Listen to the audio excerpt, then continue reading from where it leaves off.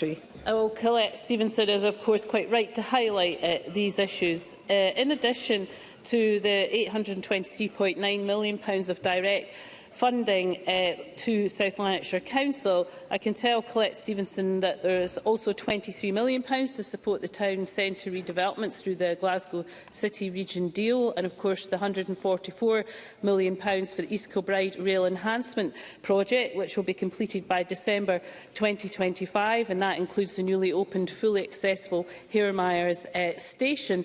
And we're also providing £24 million towards the Community Growth Areas projects, which has included support for works at Jackton Primary School and Our Lady of Lourdes Primary School Extension and Hairmyres Park and Ride. Question number 7, Craig Hoy. Thank you, Presiding Officer. To ask the Scottish Government what discussions the Education Secretary has had with NHS boards and local authorities regarding the levying of fees for hospital teaching costs for children who routinely attend independent schools. Cabinet Secretary Jenny Gilruth. Hospital education services are normally run by the local authority and relevant NHS boards for the area in which the hospital is based, using teachers employed by their home local authority. These services also invite referrals for pupils from independent schools, as well as pupils from local authority-run schools in other areas where a pupil is required to stay in the hospital for a prolonged period of time. Decisions around fees to be charged for hospital education services are therefore a matter for local authorities and NHS boards to consider, with independent schools as appropriate. Craig Hoy. Sick children who attend independent schools but who are being treated in hospital are being denied access to education unless they pay £115 an hour for teaching, which would be free if they went to a state school. Lawrence, the son of 2 of my constituents, was diagnosed with leukaemia in March and will not return to the Compass School until the autumn. His parents already pay tax towards the state education they don't use, they pay VAT on school fees and require to rent a flat to be near the hospital where their son is being treated. Lawrence has already had the distress of watching other children in his ward receiving education provided by Edinburgh City Council, which he cannot access. A discrimination which cannot be compliant with the Scottish Government's policy of getting it right for every child, nor the UN Convention on the Rights of the Child. So will the Minister urgently now look at the Scottish Government's guidance to councils on this issue and, if necessary, provide additional resources to them to ensure universal access to education for all sick children, regardless of whether or not where they are normally educated? Cabinet Secretary. I thank the member for raising what I think is a really important issue. To give him some assurance, my officials have engaged directly with Edinburgh City Council on the substantive of his remarks today, and whilst I'm not going to comment on the specific issues, I am going to reflect in my engagement with officials in relation to our guidance. At the current time, though, I should be clear that our national guidance does not make any specific reference to independent schools in relation to charging, and it would certainly be my expectation that where a pupil attends an independent school, there should be a discussion with that school in relation to these matters, but I'm happy to take away the point the member raises today and to engage further on the substantives in relation to our national guidance and also in relation to the role of Edinburgh City Council, of course, as a local authority. That concludes general questions. The next item of business is First Minister's questions, and at question number 1 I call Russell Finlay. Thank you, Presiding Officer. The Climate Change Committee's new report sets out what this government needs to do to reach its 2045 net zero target. They would have to reduce oil and gas production by 91%, which would devastate the industry and our economy. They would have to ask homeowners to meet stringent and expensive new energy standards. They would have to get more than half the population to drive electric cars or vans by 2035. For cars, the current figure is just 2.2%, and for vans, it's less than 1%. This report lays bare the crippling cost to hard-working families and businesses. Does John Swinney think the committee's proposals are realistic? First Minister. President, so the Government will carefully consider the advice of the Committee on Climate Change before setting out our proposed carbon budgets in secondary legislation in due course. There are obviously a lot of policy proposals within the committee's recommendations. The Government will consider those. But what I think is absolutely inescapable is that we have got to take action to tackle climate change in our society.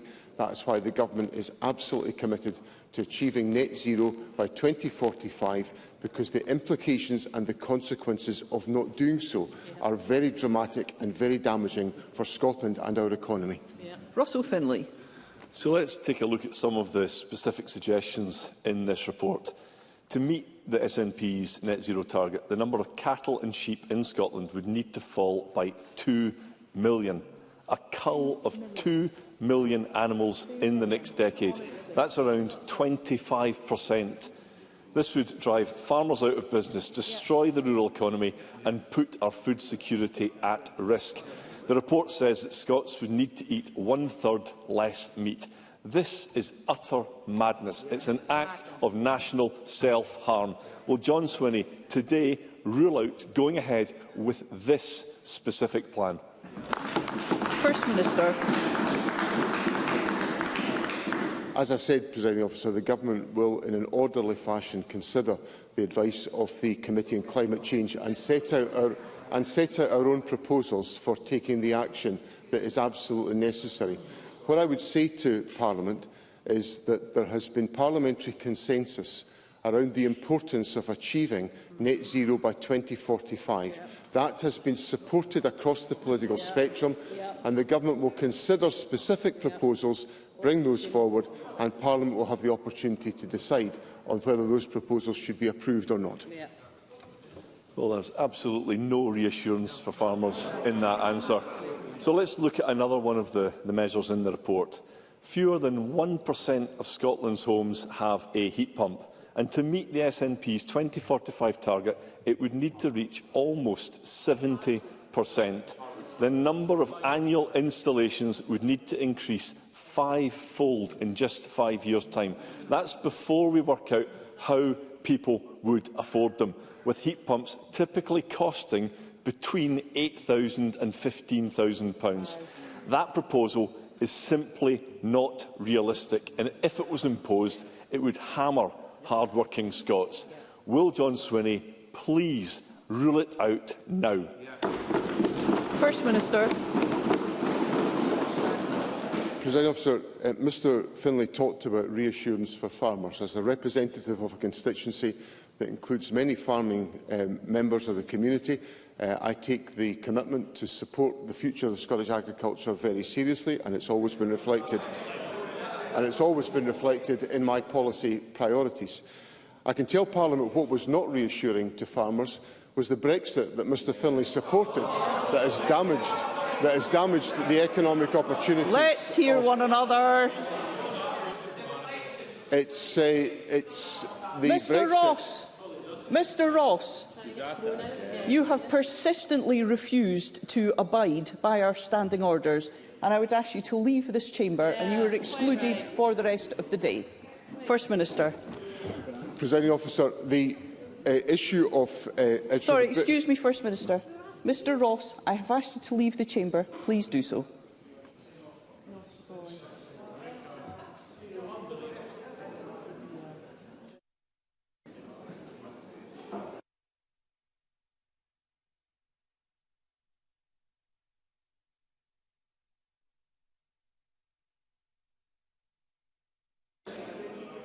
First Minister. Presiding Officer, the reassurance for farmers was absent in the Brexit that the Conservatives imposed upon us, and it has caused incalculable... First Minister, Mr Lumsden, please refrain from shouting from your seat. First Minister. And it's caused incalculable damage on the farming industry in Scotland, and this Government is working to repair that damage. The second point I would make is that the targets of reaching net zero by 2045 are not the SNP's, they are Parliament's. Democratically agreed by Parliament because we all recognised the importance of climate action. Now, what we see just now, and it's very obvious what we're seeing in front of us, is the Conservatives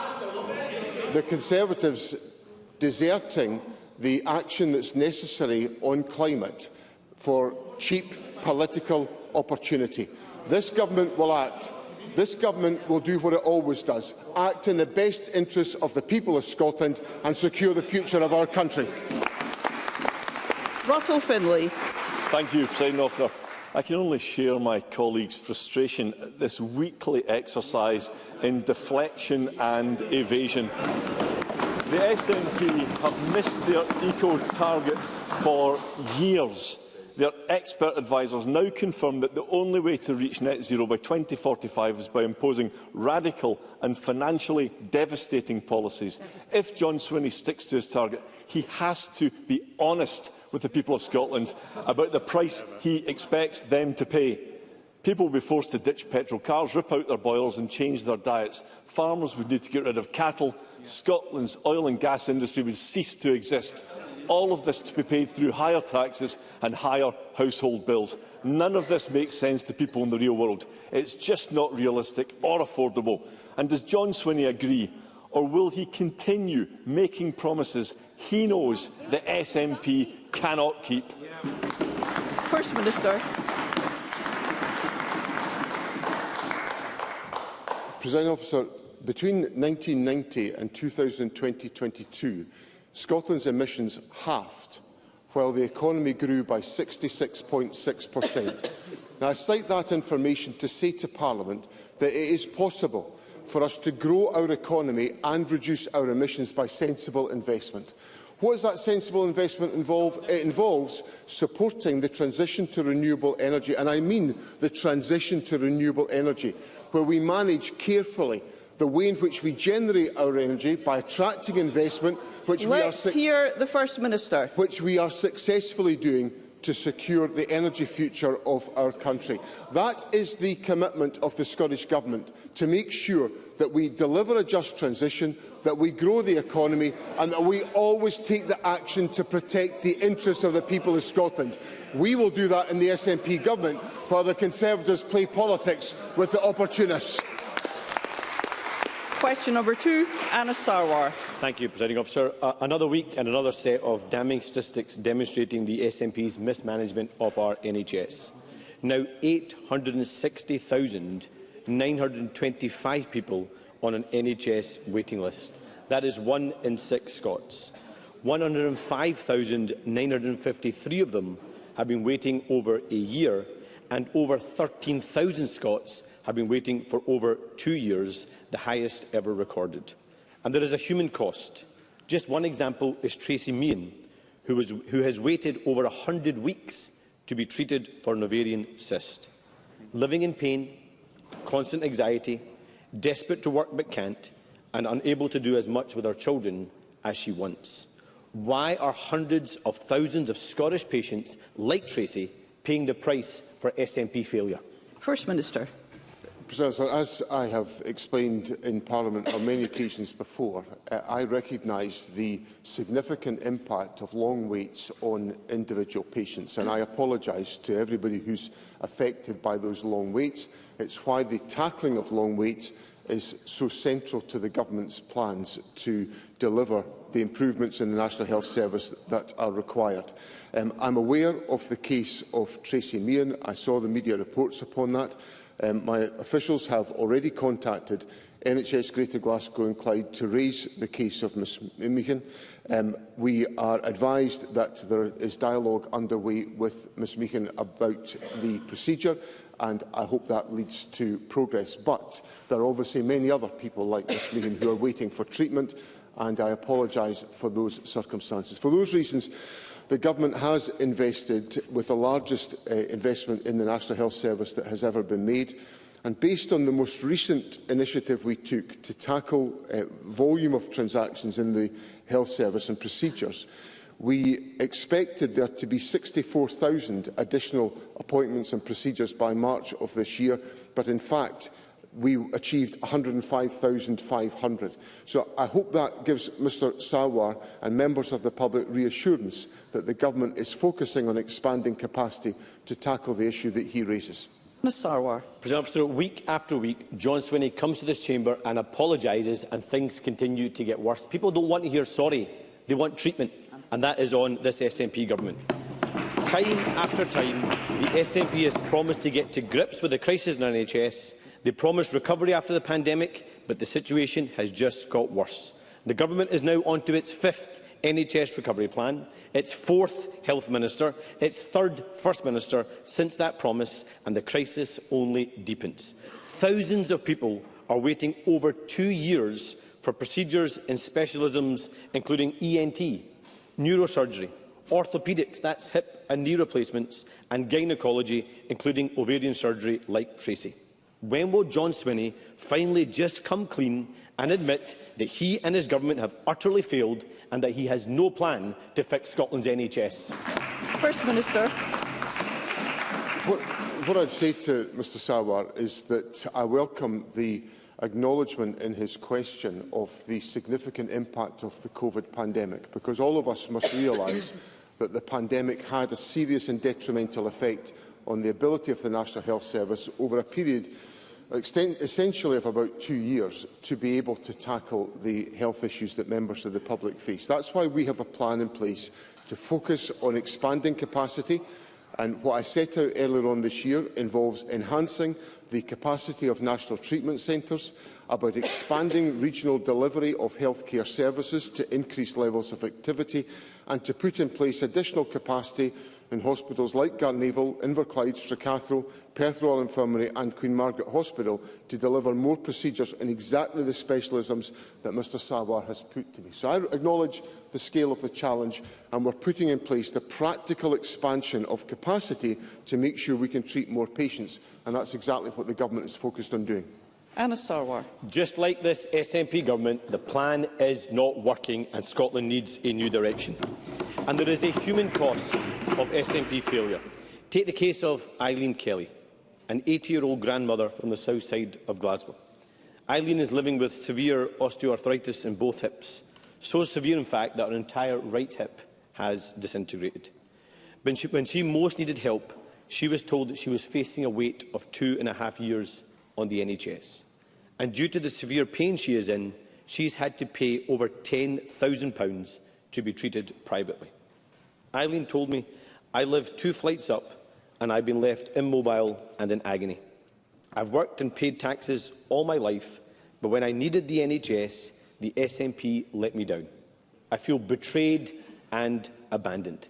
This is the reality of the NHS after 2 decades of SNP rule. 1 in 6 Scots on an NHS waiting list, waits soaring and thousands being forced to go private. So why has John Swinney and SNP incompetence left our NHS on life support? First Minister. In his previous question, Mr Sarwar referenced the significance of the COVID pandemic, and all of us must realistically look at the fact that the COVID pandemic interrupted the ability to deliver healthcare services for members of the public for a 2-year period, and it takes a period of recovery time from that. It needs focus, it needs direction to ensure it is successful, and the measures I've set out about the expansion of capacity are designed to do that. Now, I'm sorry that Ms Kelly has had the experience that she has had.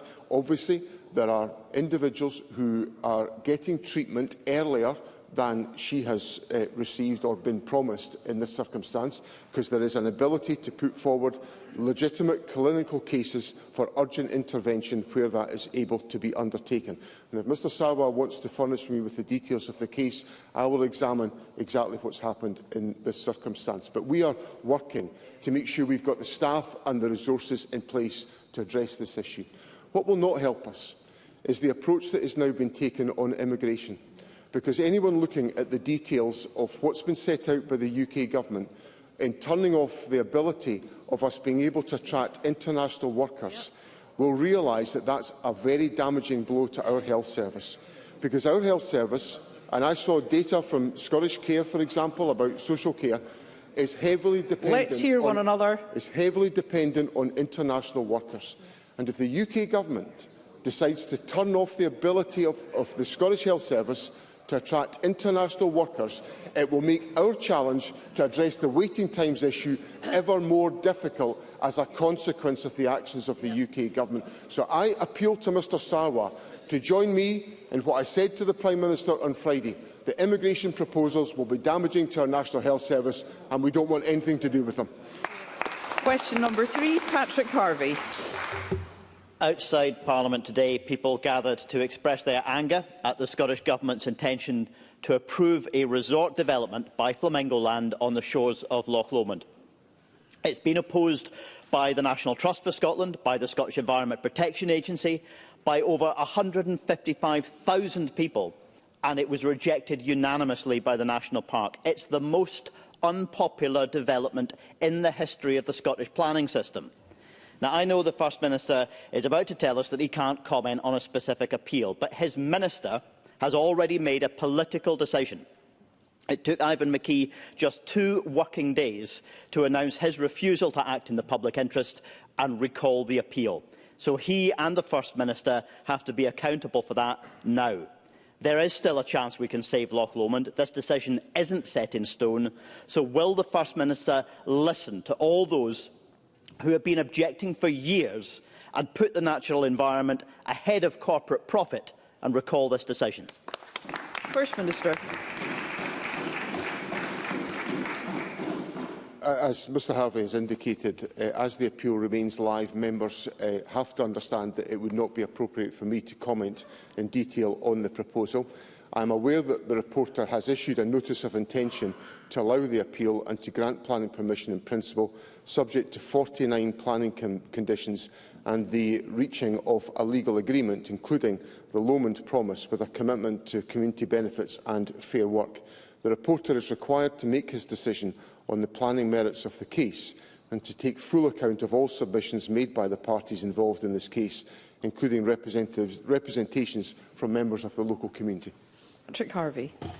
I'm afraid I really don't think the First Minister is even attempting to acknowledge the scale of anger about this issue. Anger that's been demonstrated by people outside Parliament today, that's been demonstrated by 44,000 people who have already written to the Minister, and anger that is a result of this unnecessary, unwanted and destructive development. But of course, it's not the first time that this First Minister has defended that kind of development.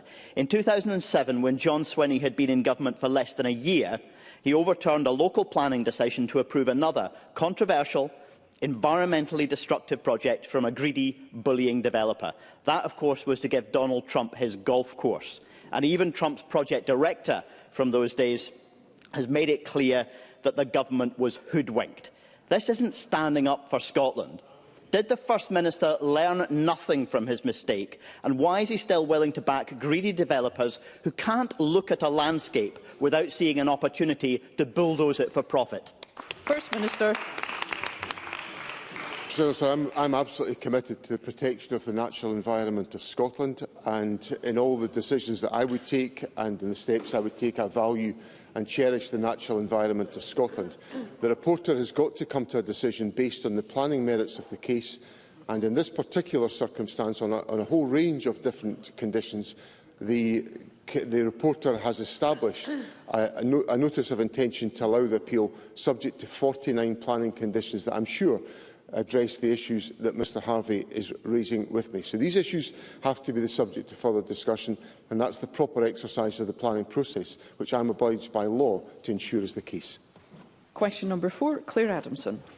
Thank you, Presiding Officer. To ask the First Minister whether he will provide an update on the Scottish Government's latest engagement with the UK Government regarding their plans for winter fuel payment and any implications this has for the Scottish Government's work to deliver a universal pension age winter heating payment in Scotland. First Minister. Since the Prime Minister made his announcement, the Scottish Government has not been furnished with detail, and the lack of information is only adding further to uncertainty. The Cabinet Secretary for Finance and Local Government has written to the Chief Secretary to the Treasury this week, urging the UK Government to share its plans with us as quickly as possible so that we can understand any implications for our own programmes and, crucially, also for our budget. Claire Adamson. Thank the First Minister for his answer. Under pressure, the Prime Minister has effectively admitted that Labour's winter fuel payment cut was wrong. But the lack of information from the UK Government on how, when or if they will means test the winter fuel payment is causing anxiety for pensioners. First Ministers, are our pensioners to be kept in the dark as well as in the cold? First Minister.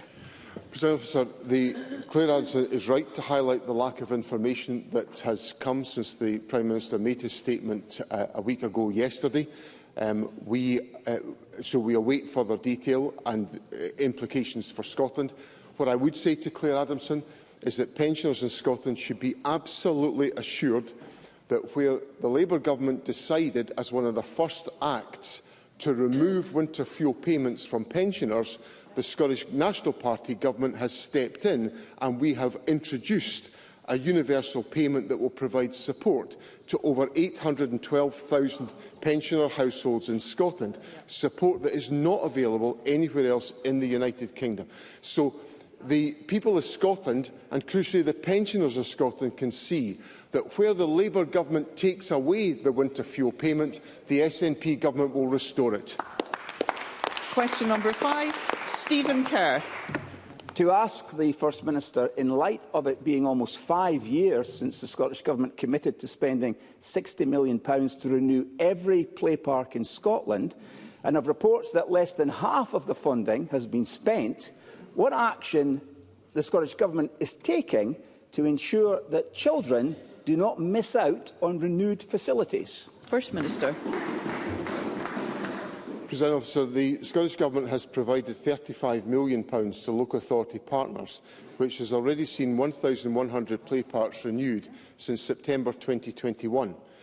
In 2025-26, we are providing a further £25 million to help accelerate local authorities' plans and make more parks welcoming, free and accessible spaces for all children to enjoy.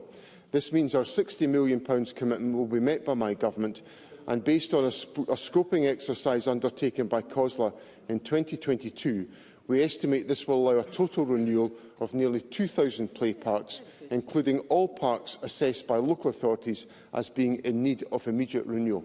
Stephen Kerr. First Minister, that sounds like another Swinney broken promise to me, because he promised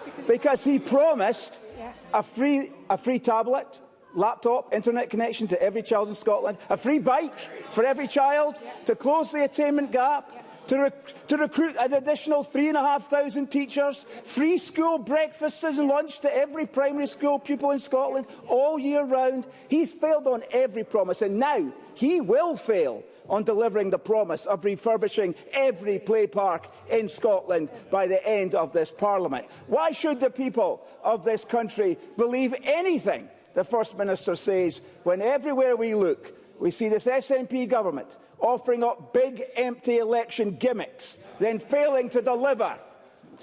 I would remind all members that we use full names or titles in the chamber. First Minister. I think Stephen Kerr needs to go to a play park to get rid of some of his excess energy. Let's hear one another. He seems just a little bit too excited for words today. Let me inject some basic arithmetic into Parliament today. 25 add 35 equals 60, which equals the fulfilment of the government's promise. And one of the basic foundations of being a member of Parliament is when you don't get the answer that you expect, you've got to pivot to deal with it. And Mr Kerr can't handle that. Christine Graham. Thank you very much, Presiding Officer. I've got a bizarre and inexplicable tolerance of Mr Kerr, who makes even a sunny day like that black cloud appears, even only temporarily. Can I, in terms of the playgrounds... Ms Graham, please have a seat. Sorry, Mr Lumsden, were you trying to attract attention? I'm just asking why you were shouting from your seat. Please desist. Christine Graham.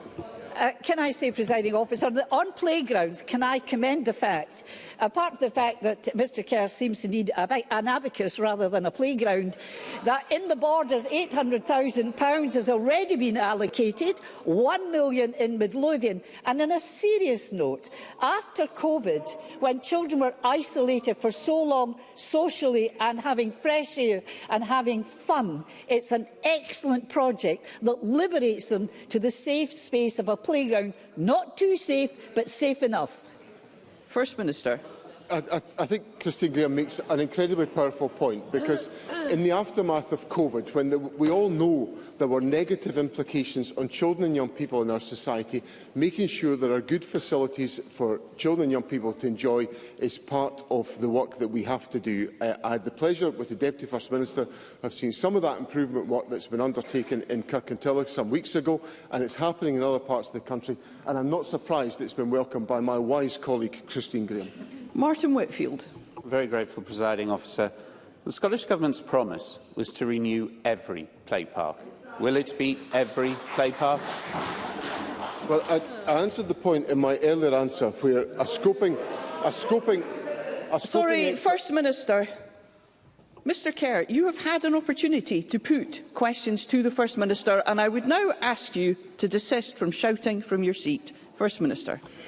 Presiding Officer, the Government undertook an exercise with the Convention of Scottish Local Authorities, working with our local authority partners to determine the way in which this approach could best be taken to complement local work. That's the Government working in partnership with local authorities. That's what Parliament always asked us to do, and once again, the Government's delivered. Question number 6, Monica Lennon. To ask the First Minister what action the Scottish Government is taking to maintain its policy aim of keeping pace with the EU on environmental protection. First Minister. President Officer, the Scottish Government is committed to remaining aligned with the EU where it is possible and meaningful for Scotland to do so. This commitment is reflected in our annual reports to the Scottish Parliament on the use of the alignment power under the Continuity Act. Many of our environmental regulations were derived from EU law, and this is an important area for consideration of alignment. We are currently assessing the revised EU Environmental Crime Directive, including its provision for higher penalties for serious environmental harm, equivalent to ecocide. Monica Lennon. I thank the First Minister for his response. The Ecocide Scotland Bill would make it a criminal offence to cause widespread, long-term or irreversible environmental damage, with up to 20 years in prison for individuals and unlimited fines for organisations. Ecocide law was pioneered by the trailblazing Scottish lawyer, the late Polly Higgins. The EU and many countries worldwide are acting to deter and punish these devastating crimes. This is Scotland's time to act.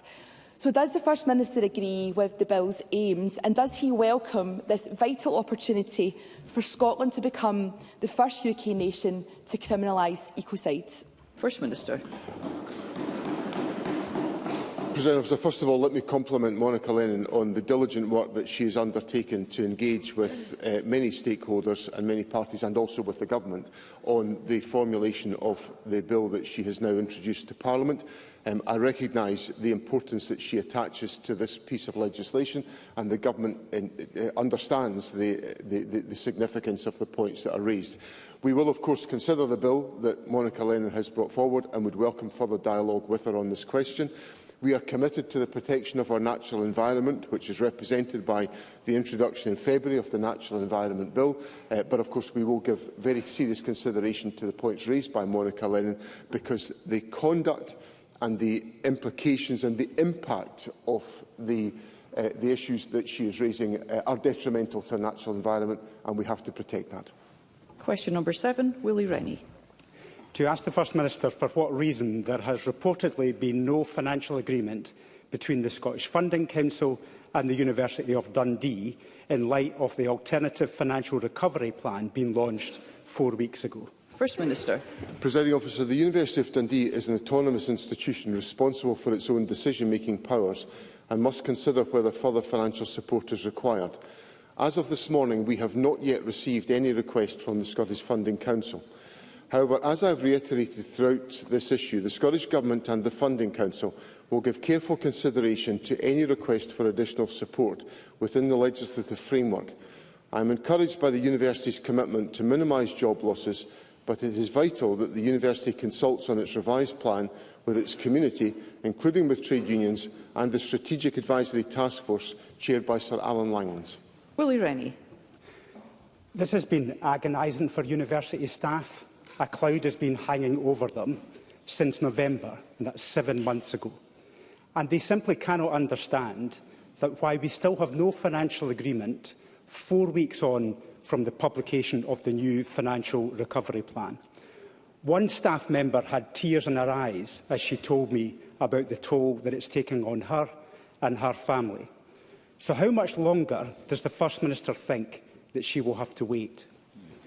First Minister. First of all, President Officer, let me sympathise and empathise with the point that Mr Rennie raises with me on behalf of his constituent. At my constituency surgery on Monday, I had a member of staff come to see me in my constituency capacity, essentially conveying the very same message.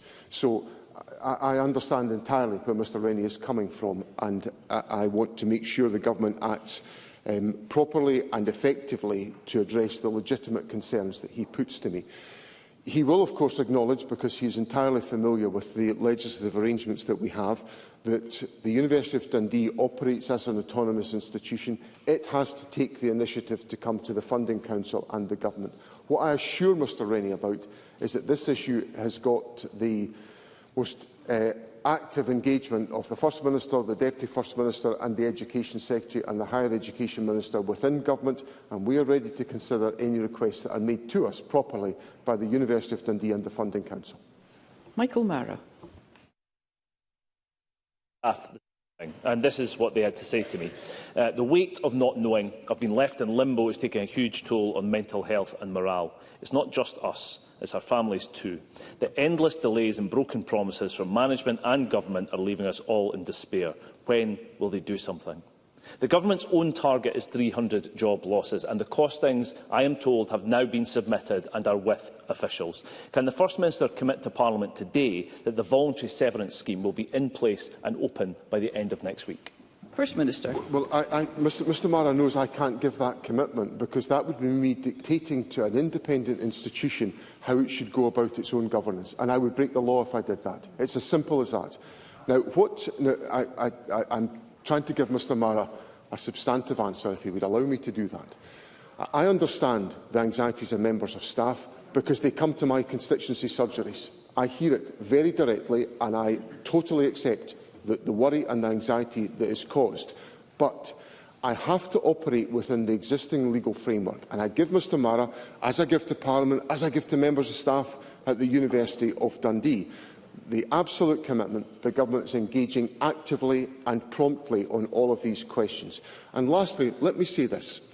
I have said to Parliament on a previous occasion my absolute commitment to securing the future of the University of Dundee. I unreservedly reiterate that in front of Parliament today, and the Government will follow that approach in all that we do. Thank you. We move to constituency and general supplementaries, and I call George Adam. Thank you, Presiding Officer. I would like to welcome the news that green aircraft engine developer Zero Avia will establish a major manufacturing base in Scotland, creating 350 jobs. Can I ask the First Minister, what assessment has the Scottish Government made of the economic impact of this investment, and can he say more about the steps the Scottish Government is taking to attract inward investment like this throughout Scotland? First Minister. Presiding Officer, Mr Adam raises a particular case which is directly relevant to the answers I gave to Russell Finlay earlier on, because Mr Adam raises the case of Zero Avia, which has decided to locate its manufacturing facility of hydrogen fuel cell technology for air travel at the Advanced Manufacturing District in Shinnon. As a consequence of that, there will be up to 350 jobs created, so that's in the low-carbon technologies, 350 high-skilled, high-value jobs being created, made possible by the investment, yes, of Zero Avia, but also the investment of the United Kingdom Government's National Wealth Fund and the Scottish Government's the Scottish National Investment Bank that acts on our behalf, and by investment from Scottish enterprise. So this is a classic example of how, by working with the private sector, the Government can attract investment. This is the work the Deputy First Minister is leading within Government to make sure that we attract investment into Scotland and that we create economic opportunity out of the journey to net zero, which is the point I was making to Mr Finlay in my earlier answer. I am delighted that there will be a positive economic impact in Mr Adams' constituency in Paisley and also in the constituency of my colleague Natalie Donanis. Oliver Mundell.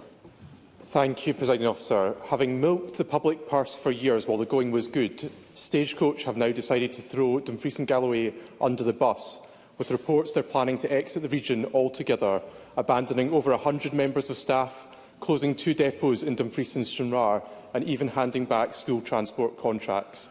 This presents a huge challenge across a large rural local authority, and constituents are seeking urgent reassurance that they will still be able to get to work, school and hospital appointments. Will the First Minister commit the Government and its agencies to working with Dumfries and Galloway Council to help ensure bus services do not collapse and explore alternative options that will help retain current drivers and staff? First Minister. Presiding Officer, as I understand this issue, this is part of a live procurement exercise that's been led by Dumfries and Galloway Council, and that is going through a process, and the Scottish Government has no involvement in that decision-making process. I am assured that local authority officers are working through options as part of the procurement process, but I understand the point that Mr Mundell puts to me of the importance of sustaining community travel services in Dumfries and Galloway. They will be challenging enough for members of the public without any diminution of those services. So I will ask my officials to look at the situation to see if there is any scope for the Government to assist in reaching agreement. But what I'm being advised so far is that this is a live procurement exercise involving the Council. But I'll take Mr Mundell's point away and consider how the Government can assist in any way. Colin Smith. First Minister, do you accept that, given the scale of the services provided by Stagecoach in the region, where they have a near monopoly on school transport and those lifeline subsidised services, that we do need to look at alternatives urgently, because we cannot face a situation where school kids in August may not be able to get to school through bus transport because of the actions as part of this negotiation at the moment, and lifeline services are taken away? It is an example of the fact that the bus network system is broken in this country, and big companies have a monopoly, and when they walk away, it's communities that miss out most. First Minister. I do accept the final point that Mr Smith makes, and hence the importance of, in this exercise, Dumfries and Galloway Council acting in a fashion that enables the continuity of services to be provided. I think there are obviously legislative options, but there are opportunities available in legislation for bus services to be organised in a different way. That's been provided for by the legislation that this Government has enacted. But I accept that in the timescale that Mr Smith and Mr Mundell have put to me, it is very urgent for there to be a resolution on this question. So I'll give Mr Smith the assurance I gave Mr Mundell that the Transport Secretary will look at this case and see if there's anything the Government can do to try to help to resolve matters, to ensure continuity of services, which is a legitimate expectation from Mr Smith. Colin Beattie. Can I ask the First Minister how the Memorandum of Understanding between the Scottish Government and the Ministry of Foreign Affairs of Ukraine, committing our Government and that of Ukraine to strengthening trade and investment links, will allow Scotland to do its part in supporting Ukraine to rebuild their country in the face of Russia's illegal war? And can I ask the First Minister to make a commitment to Parliament and to the country that his Government will keep under active review the ways in which Scotland can support the future of Ukraine and, by extension, the peace and stability of Europe? First Minister. President Officer, I had the enormous pleasure on Tuesday evening, along with Richard Lockhead, the Business Minister, to meet with the delegation who have come, a delegation of mayors from around Ukraine who have come to Scotland to sign the trade agreement and also to encourage collaboration. The agreement was signed by the Cabinet Secretary for External Affairs, Angus Robertson, on Wednesday on the Government's behalf. And this dialogue has been encouraged and enabled by the work of the cross-party group in Parliament on Ukraine, of which Mr Beattie is the convener, I understand, and I'm really grateful to the cross-party group for that support. This is one example about how we can establish further cooperation and collaboration with Ukraine as the country tries to recover from the illegal invasion of Ukraine. But it also is an opportunity for me to indicate our resolute support for the people of Ukraine. I was in London on Friday and I met the Prime Minister, and I have to say, of all the things the Prime Minister said to me on Friday, I cannot compliment enough his resolution in support of Ukraine in all that he said to me and to leaders of other devolved governments on Friday. And I applaud the Prime Minister for that resolute support. He speaks on behalf of the Scottish Parliament about the importance of us standing up to Russian aggression, protecting Ukraine and securing its future. And we will stand steadfast with the people of Ukraine in that regard. Rachel Hamilton. Thank you, Presiding Officer. Due to historic SNP cuts, the Scottish Fire and Rescue Service has brought forward plans to scrap 24/7 fire cover at Hoyk Fire Station. This will leave towns and nearby communities at risk. I met with firefighters this month who told me how these cuts will pose a direct threat to them and residents across the borders. Will the First Minister join my campaign to save Hoyk Fire Station? And given the very real danger this will pose to my constituents, I feel it's imperative he gets back behind this campaign. First Minister. Presiding Officer, the Scottish Fire and Rescue Service is undertaking a consultation on different aspects of service redesign. They will conduct that in an engaged fashion. There are 23 service delivery review options that are being considered as part of a full public consultation that will commence at the end of June 2025. So obviously the points that Rachel Hamilton has made can be part of that consultation. In relation to, and it's important that, and that will be approached by the Scottish Fire and Rescue Service on the basis of what is a sustainable approach to fire and rescue cover around the country. And that, of course, varies around the country based on the number of incidents and the level of risk that is carried in particular localities. But it will be carried out on a professional basis by SFRS. In relation to the financial questions, the Government has increased the budget for the Scottish Fire and Rescue Service by £18.1 million for this financial year, and indeed the budget has increased by £97 million since 2017-18. So the Government's been investing, but from time to time the Fire and Rescue Service needs to explore what is the right deployment of its resources, and it will do that in a professional way whilst protecting public safety. Emma Harper. Thank you, Presiding Officer. Following the UK Government's delayed publication of its child poverty strategy, Save the Children has warned this will mean 20,000 more children will be dragged into poverty. Does the First Minister share my concern that Westminster's inaction is yet again getting in the way of Scottish Government's work to eradicate child poverty in South Scotland and across the rest of Scotland? First Minister. Presiding Officer, I think it's important that action is taken across all governments to eradicate child poverty. That's the focus of my government. We're taking steps to... We have the child payment in place, which is increasing this year. We have taken the decision to abolish the two-child limit, which is an important step in lifting children out of poverty. My plea to the Prime Minister on Friday was that the UK Government acts in a way that assists us in our endeavour to eradicate child poverty. I am concerned that the steps that are being taken on welfare reform will throw more children into poverty, and I hope that a different course of action is taken by the United Kingdom Government, because we are committed to eradicating child poverty, and it would be helpful after all these years of austerity and the damage done by the Conservatives if a Labour Government could help us in our work to eradicate child poverty. Alexander Stewart. Thank you, Presiding Officer. First Minister, it has been reported that Police Scotland receive approximately 20,000 calls per month relating to mental health issues. The impact of the demand on the ability for the service is significant, with a lack of suitably trained psychologists, a lack of continued fast-tracking for individuals who have ability to be looked after, which should not include police custody suites. What action is the Scottish Government taking to urgently support police officers during this mental health crisis?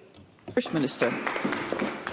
Well, President Officer, we are taking a number of steps to expand mental health capacity. For example, we've exceeded our commitment to fund over 800 additional mental health workers in various locations, including accident emergency departments, GP practices and in other public sector facilities.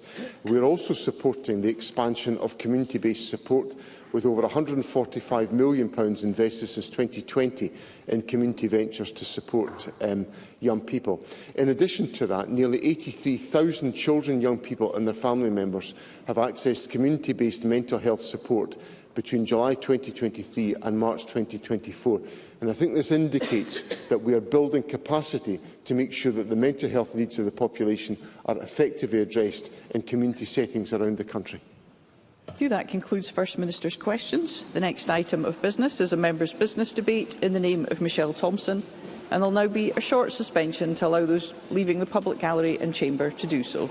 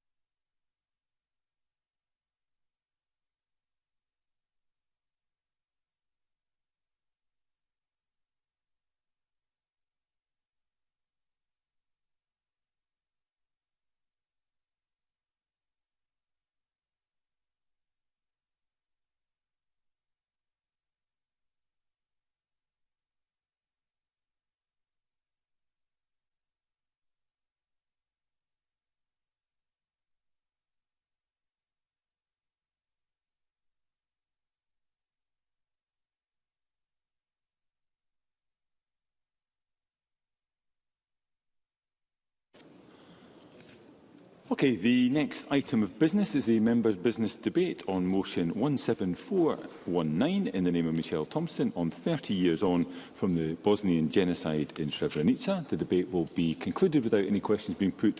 I'd invite members wishing to participate to press the request to speak buttons, and I invite Michelle Thompson to open the debate around about 7 minutes. Ms Thompson. Thank you, Presiding Officer. I'm honoured to speak to my motion 30 years on from the Bosnian genocide in Srebrenica. In the troubled world of today, it is important to reflect, and I'm indebted to the work of the charity Beyond Srebrenica and its programme Lessons from Srebrenica. I give thanks to the work of David Hamilton, Sabina Cavage-McKenzie and all others involved in the charity for the chance to participate in their delegate programme, and to the Scottish Government for its sponsorship. Rereading a published document from the International Criminal Tribunal for the former Yugoslavia, it's telling how they, in quite a matter-of-fact way, described the significance of the events in Srebrenica in July 1995. I quote them.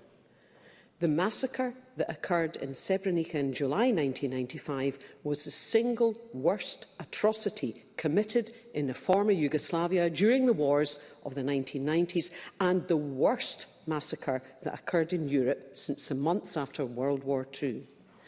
Some of the evidence presented in subsequent court cases was harrowing. In June 2005, during cross-examination of a witness in the case against Slobodan Milosevic, the court viewed rare video footage showing a Serbian paramilitary unit, calling itself the Scorpions, execute a small group of Bosnian Muslim men and teenage boys captured after the fall of Srebrenica in 1995. The images of Serbian soldiers tormenting and then shooting the Bosnian Muslim prisoners whose hands were tied behind their backs and who offered no resistance before being shot was to prove a telling piece of evidence. The trial examined evidence of mass executions at a total of 9 sites from the 13th to the 17th of July 1995. Dozens of burial sites were created for the mass disposal of bodies, and the evidence showed it to be a lie that those killed were combatants. This was also not a result of some spontaneous revenge killings. Far from it. This was a premeditated and planned mass killing operation of men and boys. This was a genocide. Soldiers were mobilised to guard the prisoners, move them to execution sites and to shoot them. Thousands of rounds of ammunition to shoot the prisoners were supplied. A great many vehicles were commandeered to move the prisoners, and bulldozers and excavators were commissioned to dig their graves. The killings were done in a grotesque fashion, and as one of the rare survivors recounted to the court, "When they opened fire, I threw myself on the ground and one man fell on my head. I think that he was killed on the spot, and I could feel the hot blood pouring over me. I could hear one man crying for help. He was begging them to kill him, and they simply said, 'Let him suffer, we'll kill him later.' This was a case of both genocide and androcide, the systematic killing of males because of their sex as part of a deliberate campaign to eliminate a specific religious and ethnic group, and horrific exercise in ethnic cleansing. Besides the thousands of men and boys killed, tens of thousands of women and children were uprooted and removed from the area. And as my motion states, 54 individuals have been prosecuted to date for their role in the massacre, but considers that many more were involved in creating the culture and the environment which led to the genocide in Srebrenica through their use of hate speech, oppression, discrimination and propaganda against the Bosnian Muslim population. I should have added only before the number 54. The international community failed in 1995. Too many, including the blue helmets of the UN, looked the other way. But, Presiding Officer, if I could offer a personal perspective after being invited to visit Srebrenica by the charity last year, It was one of the best organised trips I've ever been on and really gave a proper sense of what happened and the extent to which events still rest heavily on those who remain, and rightly so. Women are always casualties in war too, and this was no different. Whilst visiting the cemetery where over 6,000 bodies have now been officially buried, we also spoke with Merja Dogas, who lost her husband and 3 sons in the conflict. Quoted in an article by Eddie Barnes, a fellow delegate, she said, "I would never have returned to Srebrenica if one of my children was alive. But since they are all dead, then this is the only place I can be near to them." We visited the charity, the Association of Women Victims of War, who gives voice to many women who were raped during the conflict. They not only collect their stories, but attempt to bring about prosecutions of the perpetrators, men who move openly still in Serbian society today. We drove past a warehouse in Kravica, it being one of the places where over 1,370 men were shot. The bullet holes have been plastered over, but a wall has been built around it. This stops the mothers and wives laying flowers in homage to their loved ones. Bosnian politics have long been notoriously complex, and it remains so to this day. Despite promises made, accession to the EU feels no closer for many of the successor states of Yugoslavia, and the lack of progress continues to be an irritation and a sense of being let down across the entire region. The shift away from a European focus with the new American foreign policy can only embolden other actors in the region, and I fear that we feel further away than we ever have been to acknowledge what happened, take the steps required to allow for healing and to move forward. So the work of the International Commission on Missing Persons continues. It is still finding the remains of the men who were killed, sometimes, again, still from multiple locations as the bodies were buried, lifted and buried again, sometimes multiple times. Presiding Officer, I give the final words to Merja, again speaking to Eddie Barnes. She said, "Why do we do this? We are fighting for justice and truth to be heard. Our fight is for the truth and justice for our beloved ones who were killed. Her fight for truth and justice is a fight for us all." Thank you, Ms Thompson. We move to the open debate. I call for Stephen Kerr to be followed by Karen Adam. Around 4 minutes. Mr Kerr. Well, can I begin by thanking Michelle Thompson for her motion and bringing this debate to the Chamber, but can I also congratulate her, if that's the right word, on a speech that brought home again to all of us the horrors, the harrowing detail and the memories of what occurred 30 years ago in Srebrenica, because that is indeed an act of horror. 8,372 Bosniak men and boys murdered in cold blood. But amid this massacre, this genocide, another crime was committed. Less visible, yet no less devastating. The mass systematic rape of Bosniak women and girls. Sexual violence was not incidental to this conflict. It was used deliberately as a tool of ethnic cleansing, humiliation and destruction. Tens of thousands of women were subjected to unspeakable abuse, and many will carry that trauma today largely in silence. That is why the Preventing Sexual Violence and Conflict Initiative, PSVI, matters. This UK-led initiative exists because of the failure to prevent atrocities like those committed in Bosnia and the lack of prosecutions that follow when they do. It seeks to end the culture of impunity around conflict-related sexual violence and place survivors at the heart of justice and peacekeeping. Srebrenica is a stark reminder of what happens when hate is left unchecked and when the international resolve falters.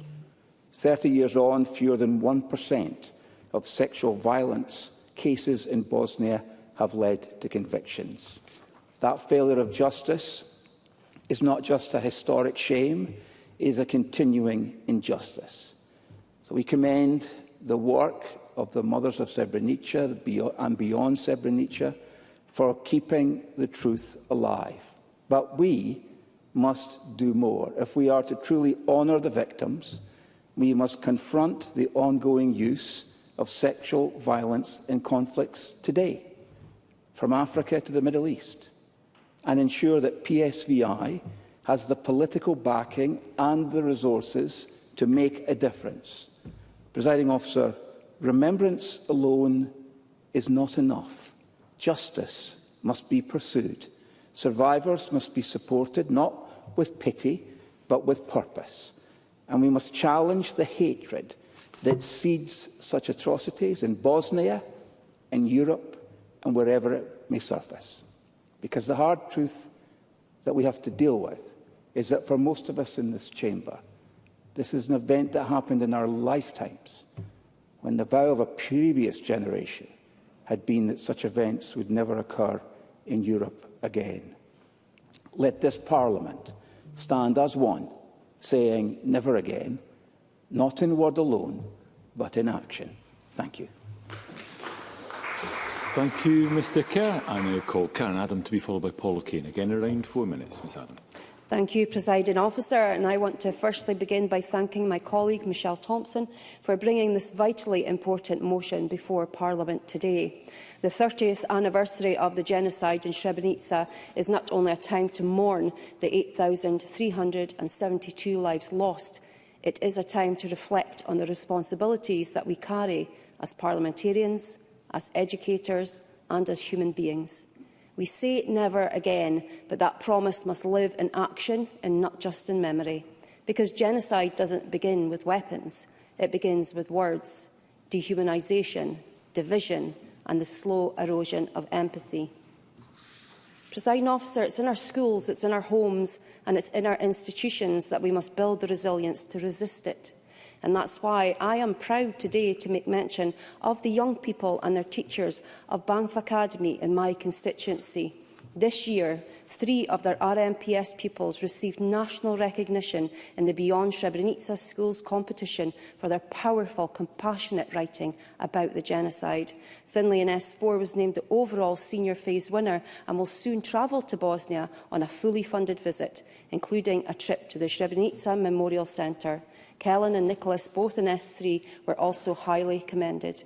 All 3 pupils and the staff who supported them are here in Parliament today, and I'm delighted to welcome them, along with other Banff Academy pupils who are here to celebrate and support each other's achievements.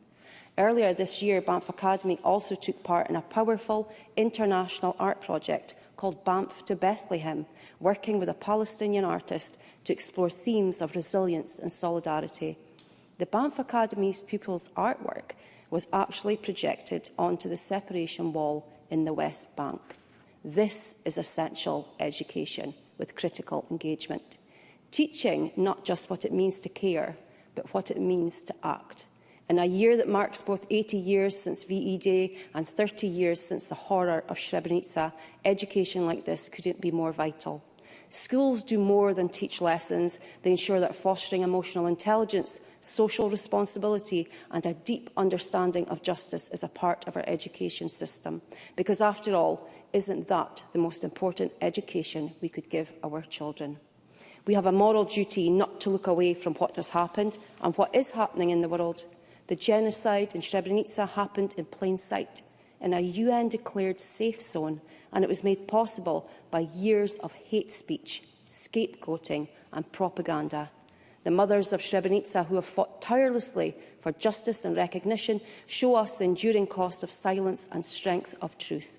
And I want to commend the work of Remembering Srebrenica and Beyond Srebrenica for preserving the truth and passing it on to future generations.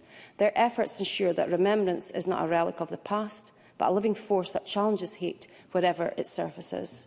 Because let's be clear, when they see the rise of the far-right rhetoric in the UK, when we witness ongoing atrocities around the world, including in Palestine, we must not lose our moral clarity.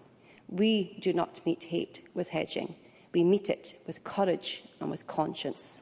True leadership is not found in dog whistles or division. It's found in the values that we pass to our children, in the stories that we choose to tell, and in the communities we choose to stand with.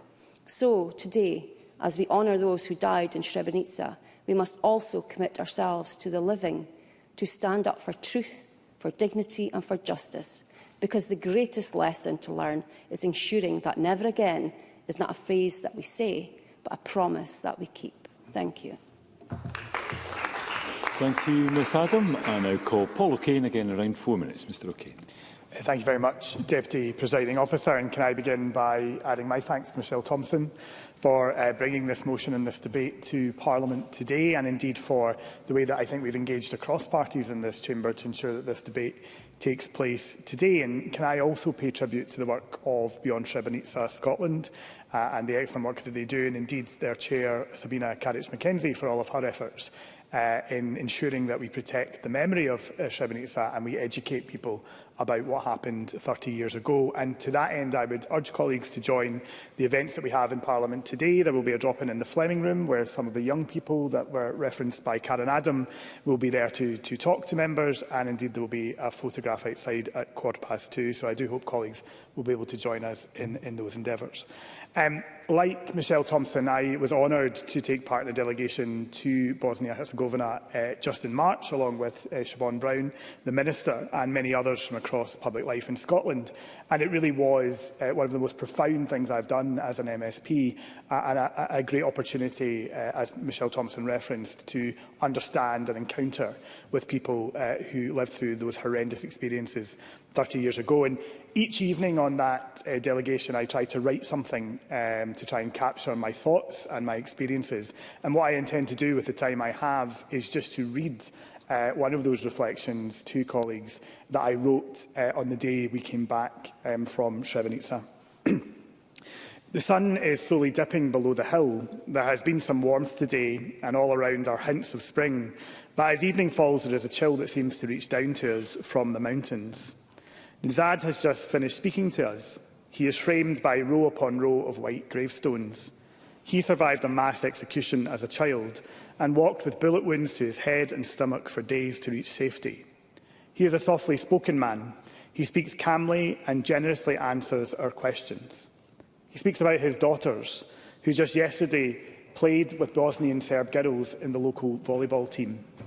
Despite the horrors done to him and to those he loved, he wants a better future for his children.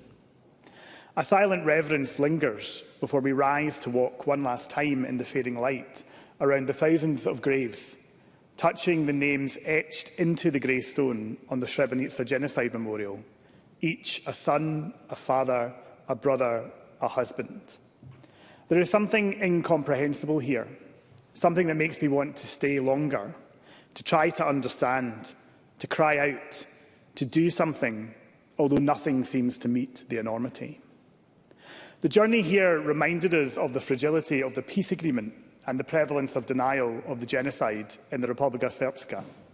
In each service station and each town, there would be people who had turned on their neighbours, people who had stayed silent in the face of what was happening, and people who even carried out those unspeakable acts. They are walking these roads, sipping coffee, watching our bus pass. We visited the Memorial Centre at the Battery Factory, which was a Dutch UN base at Potocari, and we retraced the footsteps of those days in July 1995. We were all rendered speechless by video footage of what happened after the UN allowed the Bosnian Serb forces to separate boys and men from women and girls. Promises of safe passage to free Bosnian territory were a lie. In the video, filmed by their executioners, we watched 6 men shot dead. The 2 youngest were spared until they had dragged the 4 bodies of their comrades into a shallow grave. There are no words. We all reach out to each other without speaking as we climb the stairs to meet the directors of the centre. Before we left, we met Mother Fadala. She speaks to us at her shop selling flowers, books and memorial items. Like all the mothers, she lost everything. The shop is her defiance, her reason to go on. The authorities of the Republika Srpska don't want her here, but this unassuming, smiling, small lady in her 80s is a rock, unmovable, strong. She tells us that soon she will travel to the United Nations in New York to call for the international community not to forget and to do more. This is what the mothers do. They stand because others can't. In the darkness of our journey back to Sarajevo, there is much to process. I think of the sun setting on those rows and rows of white stones, and the words that are written in the books held in common by the Abrahamic faiths. What have you done? Listen, your brother's blood cries out to me from the ground. Thank you. Thank you, Mr O'Kane. I now call on Siobhan Brown to respond to the debate. Minister, around 7 minutes, please. Thank you very much, Presiding Officer. Firstly, can I just express my gratitude to Michelle Thompson for sponsoring today's motion.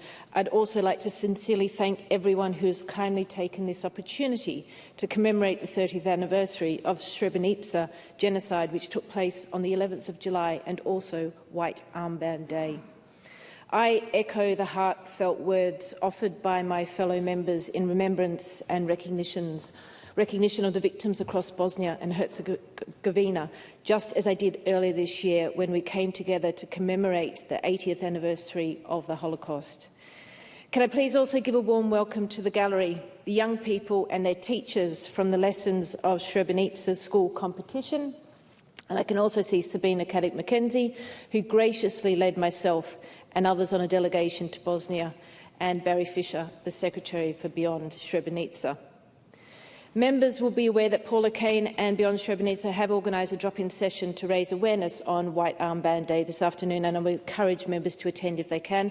There will also be a national commemoration of the Srebrenica genocide in Glasgow on the 10th of July, and I hope to see as many members as possible at these important events. Can I thank members this afternoon for their very powerful contributions, and for those of us who have had the honour and the privilege to go on this delegation to Bosnia. I think we all agree that it was totally life-changing. It definitely was for me. White Armband Day, which will be commemorated on Saturday the 31st of May, provides an opportunity to recognise and honour the victims of the atrocities in Prejador and the surrounding areas. It represents the enforcement of a decree issued on local radio compelling non-Serb citizens to wear a white armband and segregating them simply for who they were. At the UN's International Criminal Tribunal for the former Yugoslavia, witnesses from Prejador shared that life was very hard. Our movements were restricted. If you went to buy anything in a shop, you had to wear a white armband. On the windows of our houses and apartments, we had to hang out white flags.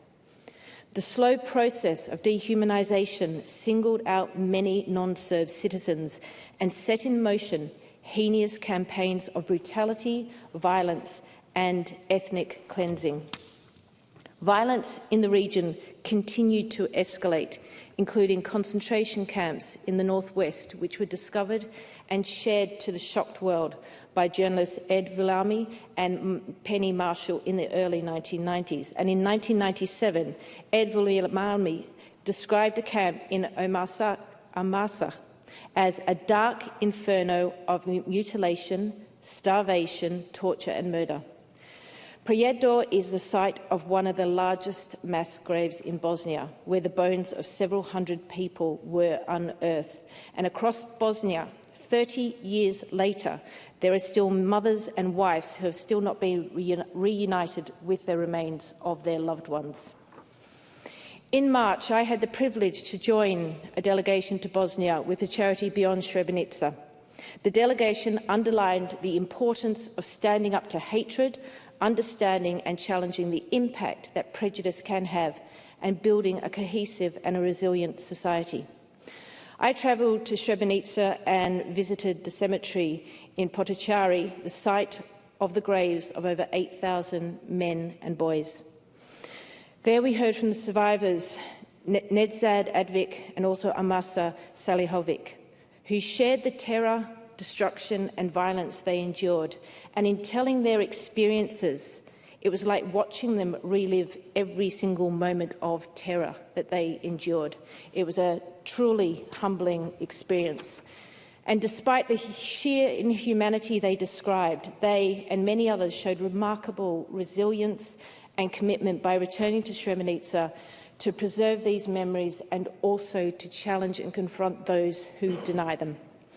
In the Memorial Centre, we saw hard-hitting real-life footage of the young men, some who I would call the boys at the age of my son, brutally beaten, carted onto a truck like animals before being lined up and shot. And this is the footage that Michelle Thompson referred to that was used in the court case and that Paula Kane referred to in his speech as well. We saw shoes and other belongings left behind us as people desperately attempted to flee to Tuzla, a journey later known as the Death March. Whilst the war is over, many of its scars remain. In 1984, Sarajevo hosted the Winter Olympics, and as part of our delegated guided tour, we visited the site of the old bobsleigh track, which was used during the Games. And on our descent down to Sarajevo city, we saw built-up areas where we were told snipers were positioned. And although this was 30 years ago, the evidence of the war is still ingrained in Sarajevo's everyday life. All around Sarajevo, the streets were damaged by historic artillery and bullet marks, and these were all painted red in remembrance of those that had lost their lives. We heard reflections from ordinary people on their extraordinary methods they take to protect themselves and their families, even to this day, 30 years later. And although some wounds deepen with time, there's also been a remarkable illustration of strength, resilience and hope. And we were very fortunate to be led by our guides, Suvad and Sabina, who shared their raw, personal experiences of the historical events with bravery and with grace. On our delegation, we visited many organisations. We had the honour of meeting the tour de force, that is Bakira Hasaic, who established the Association of Women's Victims of War, a charity that brings together victims of sexual assault and holds perpetrators to account. We met with Zen Zazen, or Women for Women, founded in Bosnia to help women displaced by war. We met with the International Commission for Missing Persons, who were conducting DNA identifications and challenging the denial that continues 30 years later, and to find the remains of the 8,000 boys and men so they can be buried for their families. And a profound visit to the War Childhood Museum, archiving artefacts belonging to young children, encouraging us to confront the truths from the past, whilst instilling a sense of hope for a peaceful future. We are indebted to Beyond Srebrenica for their power of work that they do to educate and commemorate the genocide across Scotland. Presiding Officer, the delegation was an incredibly profound, moving and confronting experience that challenged all of us to bring home what we had seen and experienced. We must lead by example and remain ever vigilant. Days like White Armband Day are crucial to ensuring that the grave consequences of the past are never forgotten and should never be repeated. We are committed to combating all forms of hatred and prejudice, including through the delivery of our ambitious hate crime strategy. Preventative work that builds strong, respectful and cohesive communities can stop the narratives that foster prejudice from taking hold. The First Minister's gathering on strengthening and protecting democracy brought key members of our society together to agree a common approach to asserting the values on our country and creating a society where everyone can flourish. Let us challenge anyone who would deny those values and work cooperatively to stand against division. The Scottish Government will continue to do so. Thank you, Presiding Officer. Thank you, Minister. That concludes the debate, and I suspend this meeting of Parliament until 2:30.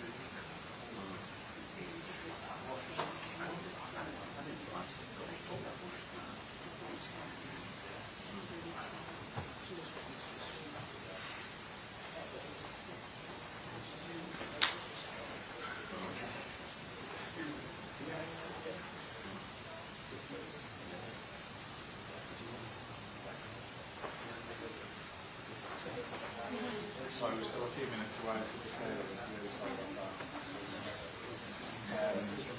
Yeah, give it 5-10 minutes and we should go.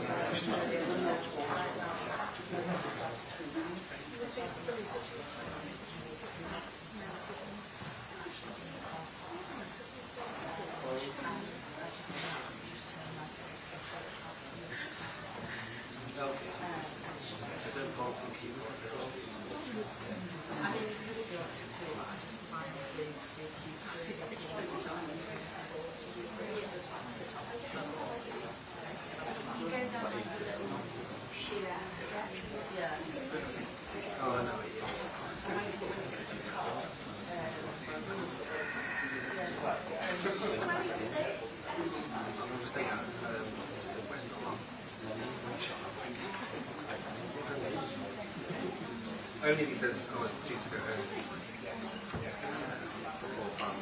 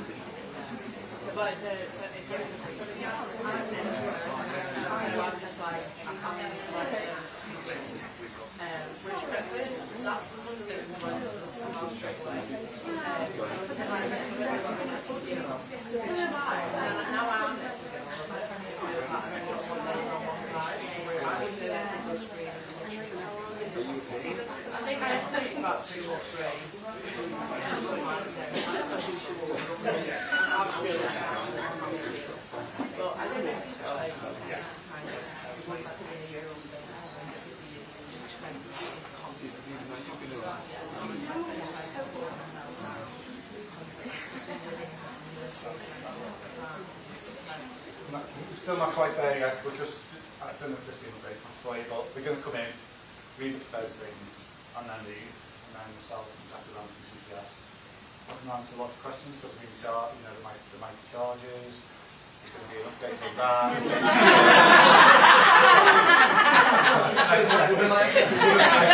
Or there might not be. And then. So, well, I forgot what I was going to say now. And then, so myself and Jackie are going to just give some guidance after that. As I say, not to answer loads of questions, but just give some guidance around what you will have heard in the statement. So, I'm assuming that's not on camera, the guidance bit? No, sorry, yeah. So once they walk out of the room, then obviously comes off and read it. But, yeah, and all the information. Obviously, wait to hear from them. So this yeah? Yes, sir.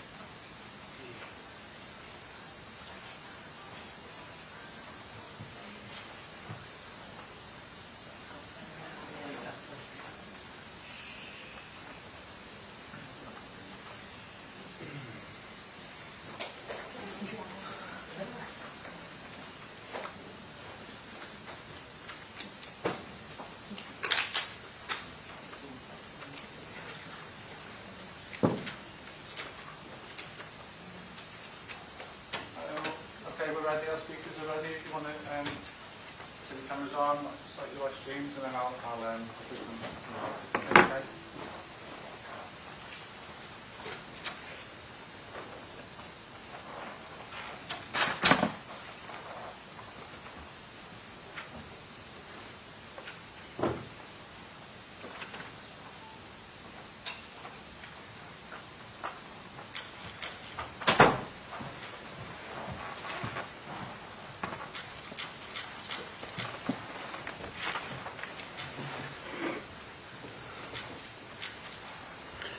Good afternoon. I'm Sarah Hammond, Chief Crown Prosecutor for the CPS in Mersey, Cheshire. The Crown Prosecution Service has today authorised Merseyside Police to charge Paul Doyle, aged 53, from West Derby, Liverpool, with offences of dangerous driving, causing grievous bodily harm with intent, wounding with intent to cause grievous bodily harm, and attempting to cause grievous bodily harm with intent. This is following a complex and ongoing investigation into an incident in Water Street, Liverpool, on Monday the 26th of May 2025. The defendant will appear before Liverpool Magistrates Court on Friday the 30th of May 2025. The investigation is at an early stage. Prosecutors and police are continuing to work at pace to review a huge volume of evidence. This includes multiple pieces of video footage and numerous witness statements. It is important to ensure that every victim gets the justice they deserve. The charges will be kept under review as the investigation progresses. We know that Monday's shocking scenes reverberated around the city of Liverpool and the entire country on what should have been a day of celebration for hundreds of thousands of Liverpool FC supporters. Our thoughts remain with all of those affected. Criminal proceedings against the defendant are active, and he has the right to a fair trial. It is extremely important that there should be no reporting, commentary, or sharing of information or media online which could in any way prejudice these proceedings. Please allow the legal process to take its course without undue speculation. Thank you. Good afternoon. I'm Assistant Chief Constable Jenny Sims from Merseyside Police. I want to provide an update to you all during what has been a very challenging week. As always, our thoughts remain with all of those injured and affected by this appalling incident, which took place during the Liverpool Football Club parade on Monday. As you have heard from our CPS colleagues, the man arrested by Merseyside Police following the incident on Water Street has now been charged with 7 serious offences. Paul Desmond Sanders Doyle, 53 years, of Burghill Road, West Derby, has this afternoon been charged with 2 counts of unlawful and malicious wounding with intent to cause grievous bodily harm, 2 counts of causing unlawful and malicious grievous bodily harm with intent to cause grievous bodily harm, 2 counts of attempted unlawful and malicious grievous bodily harm with intent to cause grievous bodily harm, all contrary to Section 18 of the Offences Against the Person Act 1861. He has also been charged with 1 count of dangerous driving, contrary to Section 2 of the Road Traffic Act 1988. Doyle has been remanded into custody, and he will appear at Liverpool Magistrates Court in the morning. I fully understand how this incident has left us all shocked and saddened, and I know many will continue to have concerns and questions. Our detectives are working tirelessly with diligence and professionalism to seek the answer to all of those questions. When we are able to, we will provide further information. Merseyside Police is determined to gather as much evidence as possible to ensure that every avenue is explored. Now that Paul Doyle has been charged, we ask that the judicial process be allowed to continue without any speculation online or anywhere else that could impede the pursuit of justice for all of those affected. A total of 79 people were injured, We continue to be in contact with our officers and staff, and 7 people remain in hospital, receiving the expert care of our NHS colleagues. I hope that all of those who were injured or witnessed in this terrible incident are able, given time, to heal and recover.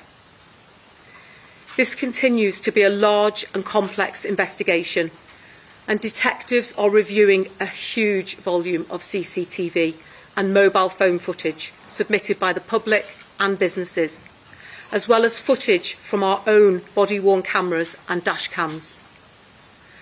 I'm extremely grateful for the ongoing cooperation of the public, who have and continue to share their footage and witness accounts with detectives.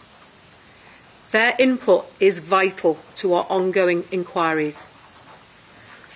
I would encourage anyone who has not yet contacted the police who may have relevant information to please come forward and contact us. Information, including video footage, can be passed to us via the Major Incident Police portal, details of which are available on our Merseyside Police website. As always, our thoughts remain with victims and everyone impacted.